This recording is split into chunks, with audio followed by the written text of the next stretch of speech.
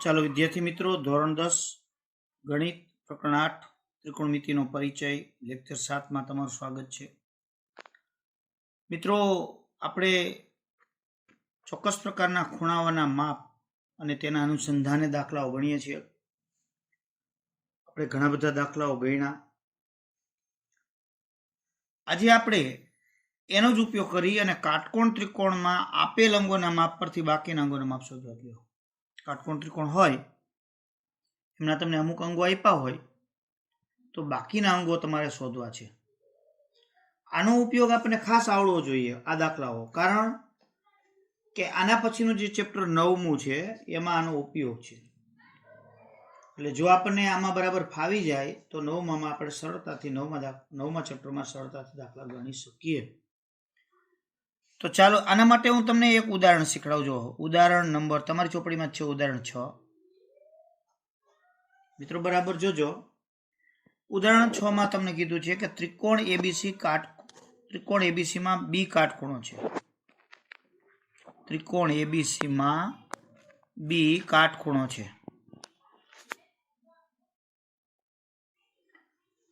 અને એબી નું માપ તમને આપી દીધું છે 5 સેમી. અને સાથે સાથે તમને એક ખૂણો પણ આપી દીધો છે, ખૂણો એસીબી બરાબર 30. તો બીસી એસી ની લંબાઈ શોધો. આપણે જાણીએ છીએ કે ત્રિકોણને 3 ખૂણા ને 3 બાજુ એટલે કે 6 અંગો હોય. આપણે અહીંયા કાટકોણ ત્રિકોણની જ વાત છે એટલે એક ખૂણો ફિક્સ થઈ ગયો. એટલે હવે વાંહે વધ્યા 5 અંગો. બીજા 5 અંગોમાંથી કાં તમને 2 બાજુ આપી દે તો બાકીના બીજા 3 અંગ મળે. એક ખૂણો અને એક બાજુ આપી દે તો પણ 3 અંગ મળે. એટલે ઓછામાં ઓછી એક બાજુ હોવી જોઈએ, સાથે બીજી બાજુ અથવા ખૂણો હોવો જોઈએ. તો અહીંયા આપણે જોઈએ પહેલા એમાં જો આ ત્રિકોણ એબીસી માં બી કાટખૂણો છે એટલે આપણે પહેલા તો ત્રિકોણ એબીસી માં બી કાટખૂણો હોય એવો ત્રિકોણ દોરીએ. ચાલો આ બી કાટખૂણો.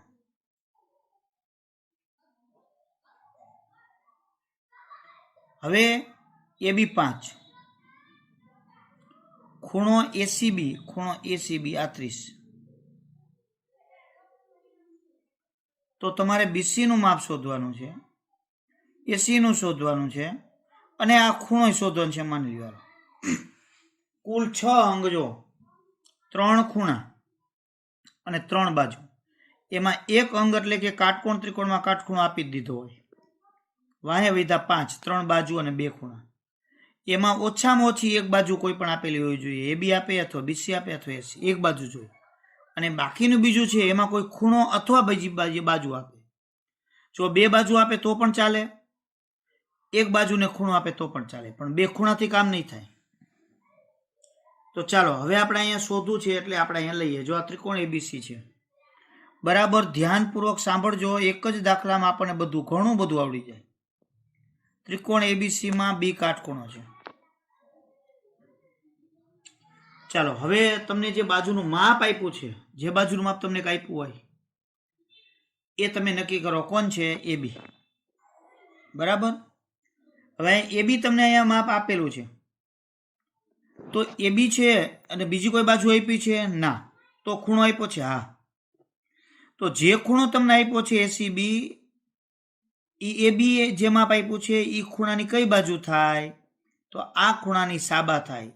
તો જે ખૂણો તમને આપ્યો છે એની સાબા તમને ખબર છે અને શોધવું છે કોણ? તો કે બીસી એટલે પાબા. જો આ ખૂણાની તો સાબા અને પાબા બેમાંથી એક આપ્યો છે આ ખૂણાને અનુલક્ષીને. તો સાબા ને પાબાના સંબંધનું સૂત્ર કોણ? તો કે tan. તો અહીં આપણે tan લગાડીએ. જો tan સી બરાબર સાબા એબી અને પાબા બીસી.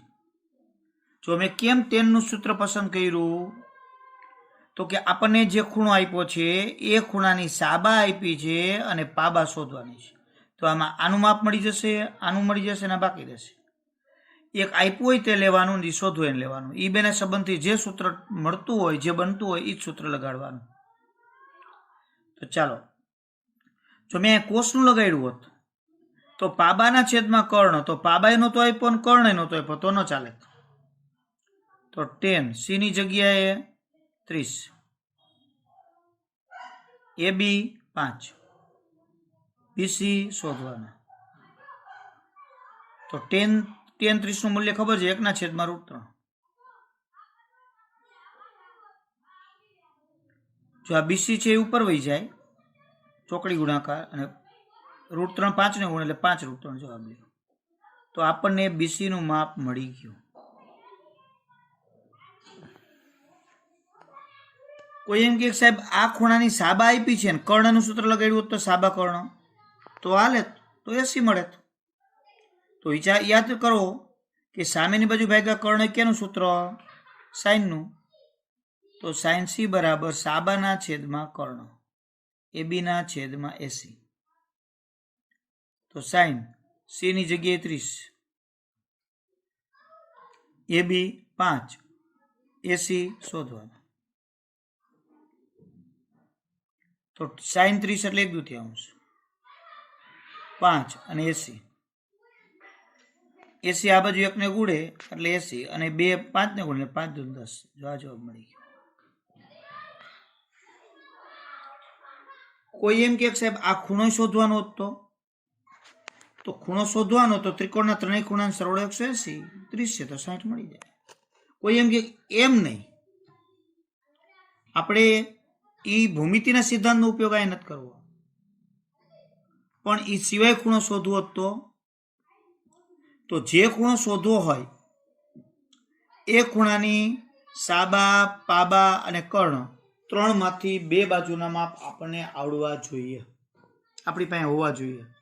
તો છે જ આપણી પાસે, જો આ 5√3 છે, BC શોધાઈ ગયું. એટલે તો સાબાના છેદમાં પાબા 10 નું સૂત્ર મૂકી દે અહીંયા. તો 10 એ સાબા BC જો એનું અને પાબા AB. 10 એની કિંમત શોધવાની, BC તો કે આપણે શોધ્યા 5√3, AB 5, 5 5 ગયા. તો 10 એ √3. તો તેથી 10 √3 ની કિંમત છે, √3 એટલે કેટલા 10 કોષ્ટક ઉપરથી? તો 10 60. વચ્ચે બરાબર છે, જો બરાબર હોય વચ્ચે સમાન ત્રિકોણમિતીય વિધેય હોય તો ખૂણા સરખા જ થાય, એ બરાબર 60 જવાબ. એટલે આ રીતે આપણને ખૂણો પણ મળી શકે. ટૂંકમાં બાજુઓ પરથી ખૂણા મળી જાય અને ખૂણાની બાજુ પરથી અન્ય બાજુ પણ આપણને મળી જાય. એટલે આ રીતે આપણે લઈ શકીએ. આ ભૂમિતિના સિદ્ધાંતનો પણ આપણે ઉપયોગ કરી શકીએ. કેટલા એમ કે BC મળી ગયા, હવે પાયથોન સૂત્ર મૂકીને 80 શોધવું હોય તો મળી જાય, તો જવાબ તો એ જ આવે. એટલે આ રીતે લઈ શકાય. તો ચાલો મિત્રો, આવું જ એક ઉદાહરણ નંબર 10, ઉદાહરણ 7 એ ગણીએ. જો તમને એમ કીધું છે ત્રિકોણ PQR માં કયું કાટખૂણો છે?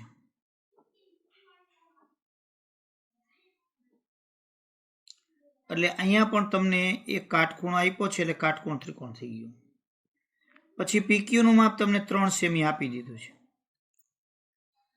અને PR નું માપ છે 6 સેમી આપ્યું છે.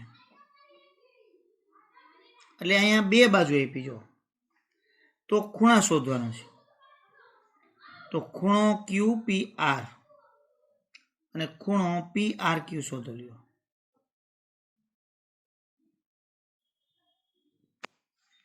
તો ચાલો આમાં આપણે ત્રિકોણ દોરી નાખીએ મિત્રો. આપણને Q કાટખૂણો આપ્યો છે, તો કાટખૂણે Q લઈ લઈએ. PQ નું માપ 3 સેમી, PR નું માપ 6 સેમી. બરાબર, આ ખૂણો શોધવાનો છે અને આ ખૂણો પણ શોધવાનો છે. આ તો 90 હોય જ. તો ચાલો ત્રિકોણ PQR માં ખૂણો Q બરાબર 90. ચાલો ખૂણો P શોધવો છે, તો P ની કઈ બાજુ તમને આપી છે? તો કે કર્ણ આપ્યો છે. બીજું તો પાસેની બાજુ. તો પાબા અને કર્ણનું સૂત્ર કેનું?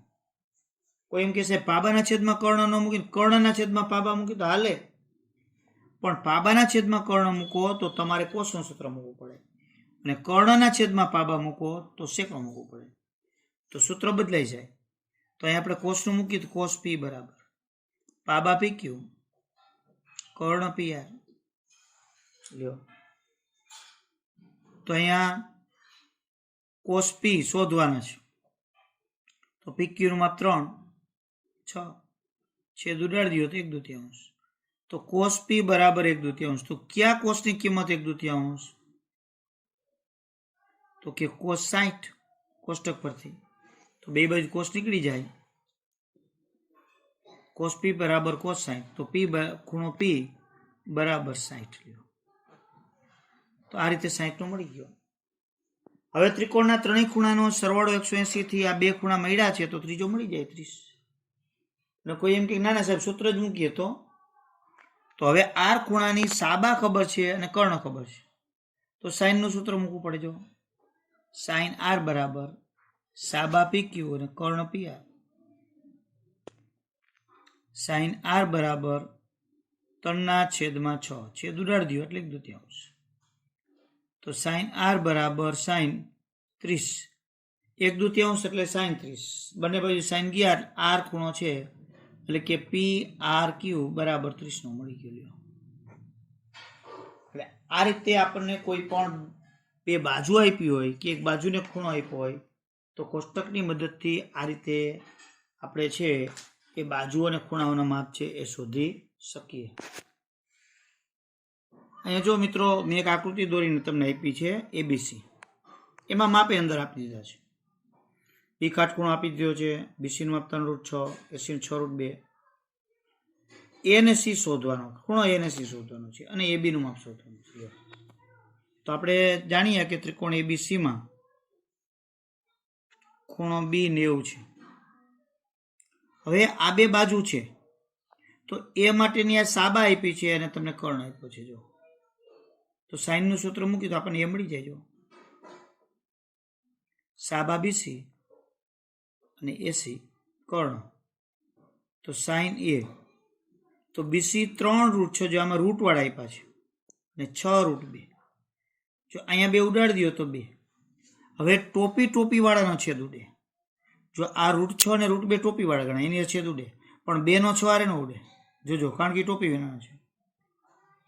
તો હવે આપણે છેદ કેવી રીતે ઉડશે? તો અહીંયા 3×6 જો તો √3 વધે એટલે √3 છેદમાં 2 આવ્યા. તો કયા સાઈનની કિંમત √3 છેદમાં 2 અથવા તો √3 છેદમાં 2 એટલે કેટલા સાઈન? તો કે સાઈન 60. તો તેથી ખૂણો એ બરાબર સાઈન જો જવાબ મળી ગયો. એવી જ રીતે જો આપણે સી લેવું હોય તો પાબાના છેદમાં કર્ણ તો કોસ થશે. તો પાબા બીસી અને કર્ણ એસી. તો કોસ સી બરાબર 3√6 છેદમાં 6√2. તો એવી જ રીતે છેદ ઉડે અને અહીંયા જવાબ √3 એટલે અહીંયા √3 છેદમાં 2 આવે. તો એ કેટલા કોસ? કયા કોસની કિંમત √3 છેદમાં 2? કોસ 30. તો ખૂણા સી નું મૂલ્ય 30. ટૂંકમાં બાજુ ઉપરથી આ રીતે આપણને ખૂણા મળે. પણ ખૂણો આપ્યો હોય અને એક બાજુ, હવે આપણે અહીંયા પાયથાગોરસના સિદ્ધાંતથી જો બે બાજુ આપી ત્રીજી મળી જાય. પણ કોઈ એમ કે ના ના હવે તો આપણે ખૂણો એ મળી ગયો છે 60 અને પાસેની બાજુ જોઈ છે તો કોસનું સૂત્ર મૂકી દઈએ તો અથવા તો tan નું મૂકી દઈએ સાબાન છેદમાં પાબા ચાલે. તો tan એ બરાબર સાબા બીસી અને પાબા એ બી. તો બીસી નું માપ 3√6, એસી નું અને એબી નું માપ આપણે શોધ્યું. ના એબી નું તો આપણી પાસે છે જ નહીં, તો પછી tan નું સૂત્ર નહીં ચાલે. એબી નું શોધવું છે આપણે. હા એબી નું શોધવું છે એટલે એમ સમજો. તો ચાલો કિંમત મૂકીએ. tan એની કિંમત કેટલી? તો કે એ આપણે શોધીએ 60. તો tan 60. ચાલો હવે tan 60 નું મૂલ્ય આપણે જાણીએ કે √3 3√6 છેદમાં એબી. હવે એબી નો ઉપર લઈ જઈએ, √3 ને નીચે. 3√6 છેદમાં √3. જો ટોપી ટોપી વાળાને છેદ ઉડે, ટોપી વિના ન ઉડે, તો તંદુને 6 અહીંયા 2 ઉડે, પણ ટોપી તો રહે જ, એટલે 3√2 આવો જવાબ આવે. એટલે આ રીતે આપણને ખૂણો અને બાજુ આપી હોય તો બીજી એક બાજુ શોધી શકીએ. બે બાજુ ઉપરથી ખૂણો પણ મળે. આ તમે ગમે તેમ માપ લખી નાખો, અહીંયા 7 ને અહીંયા 5 ને, તો એમ નહીં મળે. એ કોષ્ટકના માપ જ મેળે આવતા હોય તો જ આપણને માપ અહીંયા મળી શકે. હા, કોઈ પણ લખી નાખો તો માપ તો મળે જ, પણ એના માટે તમારે નેચરલ સાઇન અને નેચરલ ટેન એના કોષ્ટક જોઈએ. પણ એ કોષ્ટકનો ઉપયોગ અને તેની વિગત આપણા અભ્યાસક્રમમાં અત્યારે નથી. આપણે ફક્ત વિશિષ્ટ ખૂણાના જ ઉપયોગ છે. આ રીતે મેળવી શકાય.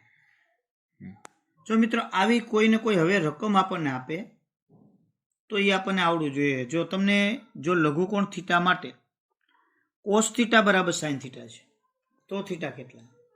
તો કોષ્ટક ઉપરથી તમે જોઈ શકો કયા કોસની કિંમત સાઇન અને કોસ માટે, કયા થીટાની કિંમત કોસ અને સાઇન માટે સરખી છે, કેટલા ખૂણાની. તો આપણે જાણીએ છીએ કોસ અને સાઇનમાં 45નો ખૂણો હોય તો સમાન થાય. તો અહીંયા થીટા બરાબર 45. બીજી રીતે પણ તમે શોધી શકો છો. કોસ થીટા બરાબર સાઇન થીટા છે, બરાબર. તો કોસને આ બાજુ લઈ જાઓ તો સાઇનને આ બાજુ લઈ જાઓ. કોસને આ બાજુ લઈ જાઓ એટલે 1 વધે, અને સાઇન થીટાના છેદમાં કોસ થીટા. જો આ રીતે થાય. તો સાઇનના છેદમાં કોસ એટલે tan.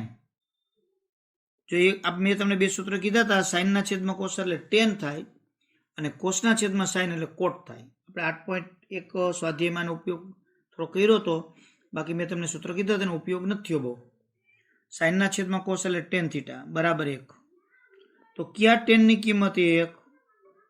કોષ્ટકમાં આપણે કયા ટેનની કિંમત 1? તો tan 45ની, તો 1ની જગ્યાએ tan 45 મૂકી શકો છો. તો થીટા બરાબર 45. પણ ડાયરેક્ટ કહી શકો tan અને કોટ, સાઇન અને કોસ સમાન ક્યારે થાય? 45નો ખૂણો હોય તો, કારણ કે 1/√2 તો જ થાય. એટલે અહીંયા થીટા 45 થયા. અને આની કિંમત શોધો. તો ચાલો આપણે એની કિંમત શોધવી છે. 2 tan વર્ગ થીટા વત્તા સાઇન વર્ગ થીટા વત્તા 1. તો tan થીટાની જગ્યાએ 45 મૂકી દઈએ, કારણ કે જ્યાં જ્યાં થીટા છે અહીંયા 45 મૂકવાનું થાય, આપણને એનો જવાબ મળ્યો. તો tan 45 એટલે 1 એનો સ્ક્વેર. સાઇન 45 તો 1/√2 એનો સ્ક્વેર. 1 વર્ગ 1, 1 2 ને ગુણ એટલે 2. અહીંયા 1 વર્ગ 1 √2 વર્ગ એટલે 2. તો 2 લસા લઈ લઈએ. અપૂર્ણાંક છે લસા લેવો પડે, તો આના છેદમાં કાંઈ નથી 1, તો અહીં 2 ગુણવા પડે એટલે 4 થાય. 1 અહીં 2 ગુણ એટલે 2. તો 4 ને 5 7/2. એટલે આ રીતે આપણે કોઈ પણ આવા કિંમત આપી હોય એના ખૂણા છે તો એ ખૂણા પરથી કિંમત આપણે શોધી શકીએ. ખૂણો શોધી અને પછી એનું મૂલ્ય છે એ કોઈ પણ વિધાન કે ગમે તે આપ્યું હોય તો ખૂણાની જગ્યાએ કિંમત મૂકી અને શોધી શકાય. ટૂંકમાં આમ ગોખવાની જરૂર નથી, પણ આપણને ખબર હોવી જોઈએ કે આમાં આવા ખૂણો શોધવાનો પછી કિંમત શોધવાની. તો એ આપણને ખ્યાલ આવવો જોઈએ. જો એવો એક દાખલો આપણે પણ ગણીએ, થોડો અઘરો દાખલો. તમને આલ્ફા એવા ખૂણો આપ્યા છે, આલ્ફા ખૂણો, એટલે કે જો આલ્ફા લઘુકોણ હોય, તમને એવું આપ્યું છે આલ્ફા લઘુકોણ માટે 3 સાઇન આલ્ફા બરાબર 2 કોસ આલ્ફા, આવું આપ્યું છે. તો આના ઉપરથી આપણે સાબિત કરવું છે. તો સાબિત કરો કે 1 - જોજો દાખલો આખો, tan વર્ગ આલ્ફા છેદમાં 1 + tan વર્ગ આલ્ફા એનો સ્ક્વેર વત્તા 2 tan આલ્ફા છેદમાં 1 + tan વર્ગ આલ્ફા બરાબર એનો સ્ક્વેર બરાબર 1. આવું સાબિત કરી દઉં છે.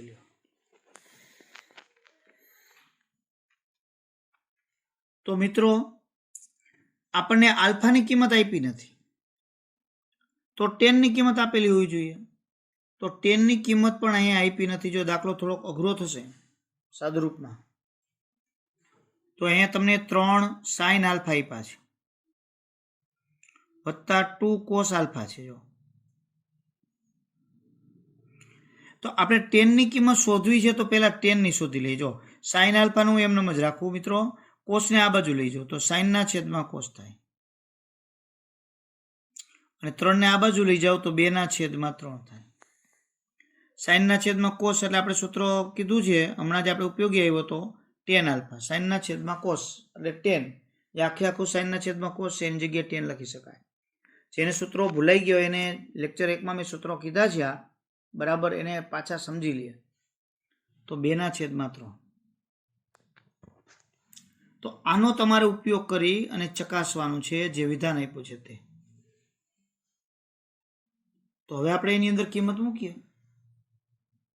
ચાલો તો ડાબાની અંદર તો ડાયરેક્ટ જ હું કિંમત મૂકું તો 1 માઇનસ 10ની જગ્યાએ કેટલા 2ના છેદમાં 3 એનો સ્ક્વેર છેદમાં 1 પ્લસ 2ના છેદમાં 3 એનો સ્ક્વેર અને આખાનો સ્ક્વેર વત્તા 2 10ની જગ્યાએ 2ના છેદમાં 3 છેદમાં 1 પ્લસ 2ના છેદમાં 3 એનો સ્ક્વેર અને માથે સ્ક્વેર.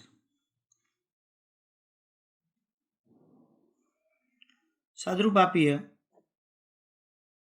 અહીં 2નો વર્ગ એટલે 4 3નો વર્ગ એટલે 9 અહીંયા 1 2નો વર્ગ એટલે 4 3નો વર્ગ એટલે 9. જો અહીંયા વર્ગ નથી તો ખાલી ગુણાકાર થાય 2ના 2 દૂ 4 4ના છેદમાં 3. અહીંયા વર્ગ છે તો 2નો વર્ગ 4 3નો વર્ગ 9 માથે સ્ક્વેર. જો હવે અહીંયા માથે વર્ગ છે પણ અહીં વચ્ચે વત્તા ઓછા છે તો પહેલા એનું સાદરૂપ આપી દેવું પડે. ડાયરેક્ટ એને વર્ગ લાગુ ન પડે. હા આટલાને લાગુ પડે પછી કાઉન્ટ છોડી તો વિસ્તરણ કરવું પડે પાછું. તો એના કરતાં અહીંયા સાદરૂપ જ આપી દઈએ. તો ઉપરને ઉપર પેલા અપૂર્ણાંક છે તો લસા લઈ લઈએ 9. તો અહીંયા 9 ગુણે 9 માઇનસ 4 છેદમાં એમ જ જો 9 વત્તા 4 થશે અને માથે સ્ક્વેર. અહીંયા 4ના છેદમાં 3 એમનેમ કારણ કે અહીંયા લસા નહીં આવે અહીંયા 2 પદ નથી. અહીંયા આવશે 9 વત્તા 4 છેદમાં 9 એનો સ્ક્વેર. ચાલો આના અંશનો છેદ અને છેદનો છેદ સરખા છે લઈ નીકળી ગયા તો 9માંથી 4 જાય તો 5 9 ને 4 13 ખાલી આટલા જ આવશે. જો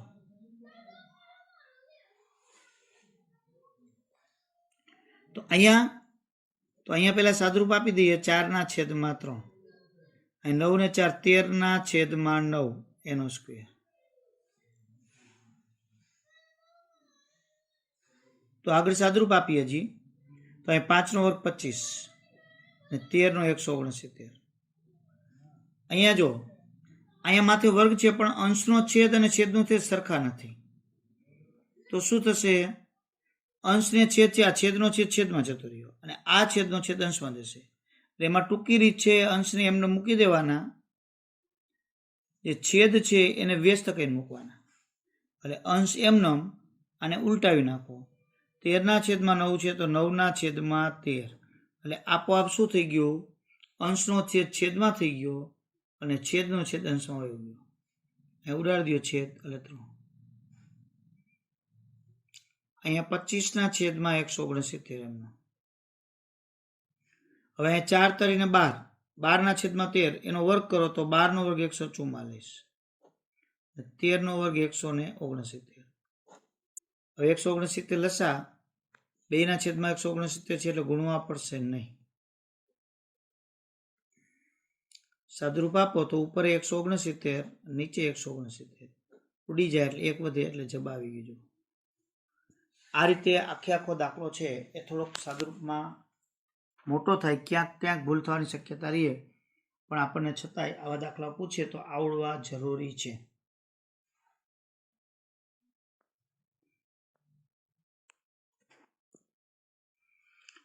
જો મિત્રો ઉદાહરણ 8 જો એવો જ એક દાખલો ત્રીજો છે તમારે સ્વાધ્યાય 8.2 માં હવે અહીંયા ઉદાહરણ 8 શું કહે છે જો સાઇન કૌંસમાં a માઇનસ બી એટલે સાઇન a માઇનસ બી ની કિંમત 1/2 તમને ઓલરેડી આપી છે. કોસ a વત્તા b ની કિંમત 1/2 એ પણ તમને આપી દીધી છે.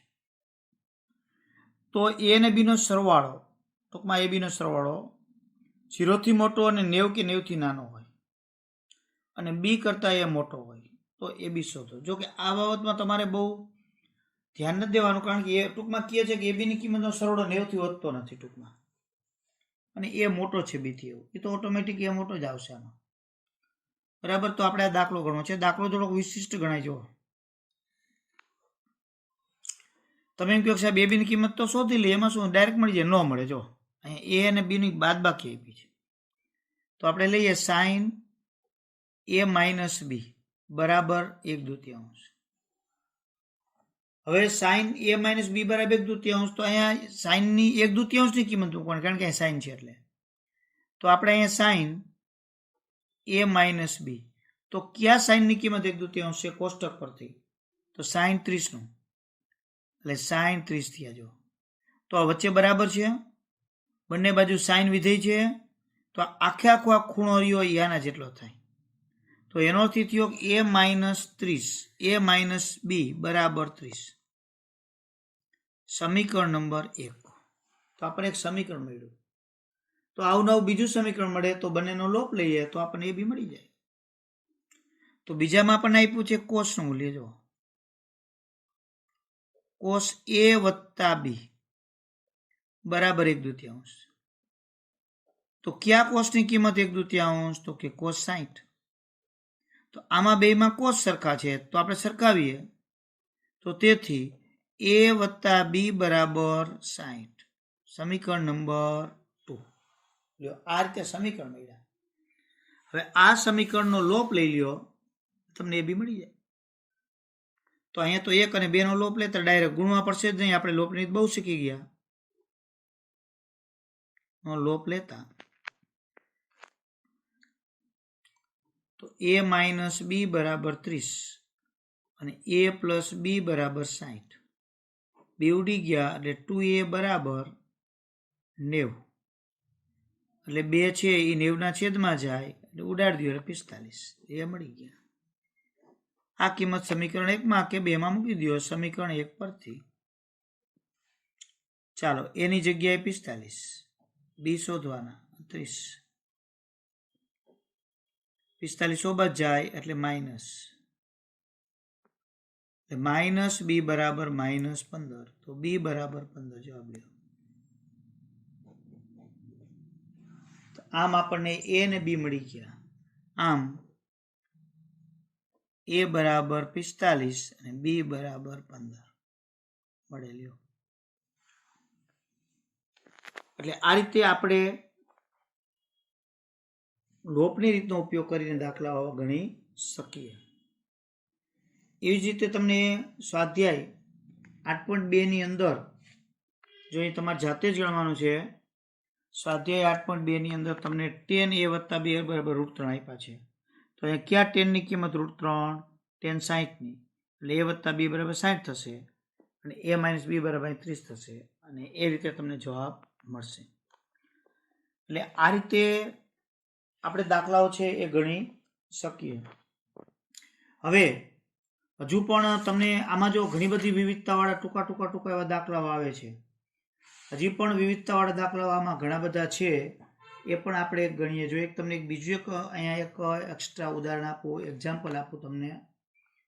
બરાબર. સાઇન a વત્તા બી તમને આપ્યા છે. જો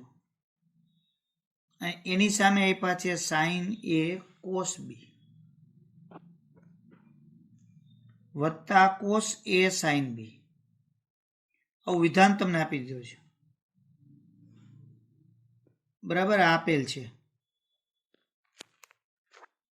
તો સાઇન 75 શોધો લ્યો. સાઇન 75 ની કિંમત શોધો. જો એ થોડીક બુદ્ધિ વાપરવાની છે. આ વિધાન તમારે સાબિત નથી કરવાનું. આ તો તમને આપ્યું છે. આ આપેલ છે તો સાઇન 75 શોધો. તો હવે એ અને બીની એવી કિંમત પસંદ કરો જે કોષ્ટકની આપણી 0, 30, 45, 60, 90માંથી જ હોવી જોઈએ, કે જેથી કરીને સાઇન એ વત્તા બી કરી અહીંયા મૂકીએ કિંમત એ અને બીની તો સરવાળો 75 થાય અને પાછી કોષ્ટકની હોવી જોઈએ. તો માનો એ બરાબર એની જગ્યાએ હું 30 મૂકું અને બીની જગ્યાએ 60 મૂકું તો 30 ને 60 90 થાય, તો સાઇન 90 થાય, તો મારે તો 75 જોઈશે. જો અહીંયાથી જ પસંદ કરવાની છે, આમાંથી જ એ વત્તા બીમાં મૂકીને જ નિશ્ચિત કરવાનું 75 થવા જોઈએ, કોષ્ટકની હોવી જોઈએ. તો આપણી પાસે કોષ્ટકની કિંમત આપણે ગણીએ તો કઈ કઈ કોષ્ટકની કિંમત થાય? જો એક્સ્ટ્રા નોંધ કરું તો એક 0, 30, 45, 60 અને 90. તો આમાંથી જ એ બી પસંદ કરવાના થાય. તો કોઈ એમ કે એ બરાબર 30 અને બી બરાબર 45 લઈ લ્યો, 75 થઈ જાય, જો ચાલે. કોઈ એમ કે એ 45 લઈને બી 30 લઈ તો એ પણ ચાલે, 75 થવા જોઈએ ટૂંકમાં, બરાબર. આ તો એક્સ્ટ્રા મેં તમને કીધું. તો અહીંયા આપણે શું કરશું? એ બરાબર 30 અને બી બરાબર 45 લેતા, તો આ રીતે બે લેવાના, 30 અને 45. તો હવે આપણે કિંમત મૂકીએ. સાઇન એની જગ્યાએ 30, બીની જગ્યાએ 45. જ્યાં જ્યાં સાઇન જ્યાં જ્યાં એ છે અહીંયા બધે 30 અને બી છે અહીંયા 45.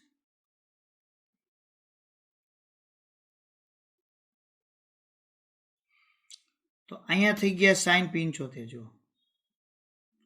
Sign 30 1/2, cos 45 1/√2, sine cos 30 √3/2, sine 45 1/√2. આપીએ સાદુરૂપ. પેલા ગુણાકાર 1 × 1/2√2, √3/2. લસા લઈ લઈએ 2√2, એટલે કોઈને ગુણવા ન પડે, 1 + √3 જવાબ લ્યો. સાઇન 75ની કિંમત આપણને મળી ગઈ કેટલી? 1 + √3/2√3. જો છેદમાં √2 તમારે ન રાખવા હોય તો તમે ઉપર નીચે √2 વડે ગુણી અને કાઢી શકો, છેદમાં રૂટવાળું પદ ન રાખવું હોય તો, નહીંતર જવાબ જ છે. છેદમાં જો √2 × √2 એટલે 2, 2 ને ગુણે એટલે 4, અને આ 2 ને ગુણે √2 અને √2 × √3 એટલે √6. તો આ રીતે જવાબ મેળવી શકાય. આવા ક્યાંક બાદબાકીની કિંમત શોધવાની કીએ, સરવાળાની કોઈ પણ કિંમત શોધવાની કીએ તો પણ એ આપણને આવડવી જોઈએ. એટલે આ રીતે આપણે કોઈ પણ કિંમતો છે સરવાળા બાદબાકી આપણે શોધી શકીએ. ચાલો, હેતુલક્ષી માટે આપણે થોડીક એક કોષ્ટકનો અભ્યાસ છે એને કરીએ, એની અંદરથી થોડાક તારણો જોઈ લઈએ. હવે એક સાઇન માટે આપણે પહેલા વિચારીએ. જોજો મિત્રો, આ બધું હેતુલક્ષી માટે ચાલુ થયું. કેવી રીતે શું કાંઈ હોય? આપણે જાણીએ છીએ કે સાઇન 0ની કિંમત બરાબર અને 90ની કિંમત એ બેની સરખામણી કરીએ. જો તો સાઇન 0 એટલે 0 ને સાઇન 90 એટલે 1. હવે અહીંયા તમે જોઈ શકો છો કે 0 થી 90 તરફ ખૂણામાં ગયા, બરાબર. જોજો ધ્યાનપૂર્વક હું શું કહેવા માંગુ છું. સાઇન 0 એટલે 0 હતા અને સાઇન 90 એટલે 1 હતા. તો સાઇનમાં આપણે ખૂણાની કિંમત વધારતા ગયા. જો હવે અહીંયા કદાચ એક તમે 45 પણ લઈ શકો, તો સાઇન 45 એટલે 1/√2. તો અહીંયા જો 0, 30, 45, 60, 90 એટલે કે ખૂણાની કિંમત વધતી જાય છે સાઇન માટે, તો એના જે સાઇનના ખૂણાના મૂલ્યો છે એની કિંમતમાં શું થાય છે? એ વધે છે. જો 0 ખૂણો તો 0, 45 એટલે 1/√2, 90 1 થી વધ્યા. એટલે ખાસ તારણ યાદ રાખો, સાઇનમાં જેમ ખૂણો વધે એમ એ ત્રિકોણમિતીય વિધેયના મૂલ્ય છે એનું કિંમત છે એ વિધેયની કિંમત તો વધે. એટલે સાઇનમાં ખૂણો વધે તો કિંમત વધે. એટલે આપણે અહીંયા એનું તારણ શું નીકળ્યું કે સાઇન છે બરાબર અહીંયા 0 અને 90 ખૂણો તો વધે જ છે, તો આ કિંમત તો પણ વધે. ખૂણો વધે એમ કિંમત વધે સાઇનમાં. ત્યાર પછી કોસ લ્યો તમે, તો કોસ 0 એટલે 1 અને 90 એટલે 0 અને 1/√2. જો તો કોસ 0 એટલે 1 હતા, પણ જેવો 90નો ખૂણો થયો 0 થઈ ગયા, એનો અર્થ થયો ખૂણો વધ્યો એમ કિંમત ઘટી, તો કોષમાં કિંમત ઘટે. સાઈનમાં વધે. ન ખબર પડે તો આ કોષ્ટકને યાદ કરી લેવું. 0 જે હતું 90 ગયેલું, શું થયું? ખૂણો વધવાથી કિંમત વધી કે ઘટવાથી ઘટે છે? તો સાઈનમાં ખૂણો વધે તો કિંમત વધે, ખૂણો ઘટે તો કિંમત ઘટે. કોષમાં વિપરીત, ખૂણો વધે તો કિંમત ઘટે, ખૂણો ઘટે તો કિંમત વધે. એ જ રીતે તમે tan લ્યો તો tan 0 ની કિંમત એ 0, tan 90 ની કિંમત છે એ અનંત છે. tan 90 ની કિંમત કેવી? અનંત, અવ્યાખ્યાયિત છે, એટલે એને આપણે અનંત કહીએ છીએ, અનંત જાય છે. અને આની 45 ની કિંમત 1. તો tan માં જેમ ખૂણો વધે એમ કિંમત વધે. જો tan માં પણ વધે. હવે કોષમાં સાઈનમાં વધે છે તો કોષેકમાં આપોઆપ ઘટતી જ હોય, ઘટે જ.